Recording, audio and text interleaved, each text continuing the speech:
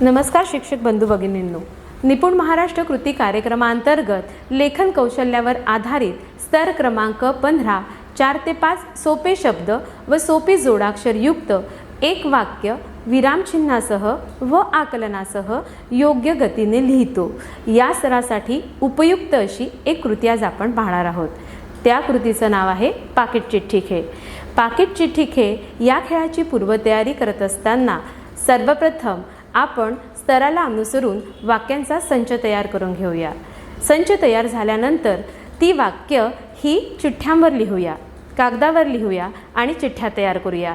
त्यानंतर तयार झालेल्या चिठ्ठ्या या पाकिटात ठेवण्यासाठी कागदाचे लिफाफे किंवा पाकिटं तयार करूया। चिठ्ठी आणि पाकिटं तर तयार झालेली आहेत। आता तयार झालेली चिठ्ठी ही पाकिटात टाकून ती पाकिटं सीलबंद करूया। एवढ्यावरच आपली पूर्वतयारी संपली नाही बरं का। आपल्याजवळ जे विद्यार्थी आहेत त्या विद्यार्थ्यांजवळ लेखन साहित्य उपलब्ध आहे किंवा नाही याची पण आपण खातरजमा करून घेऊया आणि मगच आपल्या कृतीला सुरुवात करूया। आता कृतीची सुरुवात करत असताना आपण वर्गातील विद्यार्थ्यांचे 2 समान विद्यार्थी संख्या असलेले गट करून घेऊया। गट केल्यानंतर गटातील एक विद्यार्थी हा पाकिट चिठ्ठी उचलणारा असेल आणि पाकिट चिठ्ठी उचलणारा विद्यार्थीच त्या वाक्याचं वाचन करेल। वाक्य वाचन झाल्यानंतर गटातील इतर विद्यार्थी त्या वाक्याचं लेखन करतील। लेखन झाल्यानंतर विद्यार्थ्यांना पाकिट चिठ्ठीमधून ते वाक्य पडताळून पाहण्यासाठी सांगूया। विद्यार्थ्यांनी आपले वाक्य हे पडताळून पाहिल्यानंतर शिक्षक म्हणून आपणही ते वाक्य तपासून घेऊया।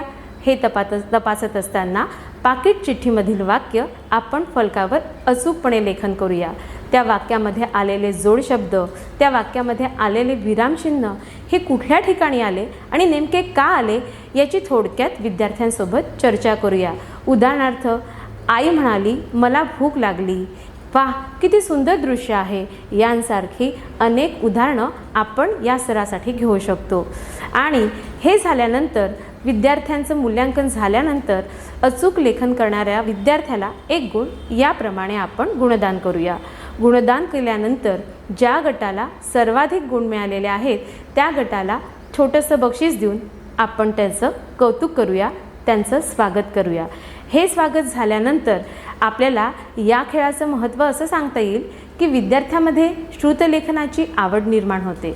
एवढंच काय, तो दुसऱ्यांनी बोललेलं हे लक्षपूर्वक ऐकणं, लक्षपूर्वक ऐकलेलं अचूक लिहिणं आणि अचूक लेखन केल्यानंतर आपण जे काही लिहिलेलं आहे ते पडताळून पाहणं, या तिन्ही कौशल्यांचा विद्यार्थ्यांमध्ये विकास होण्यासाठी मदत होते।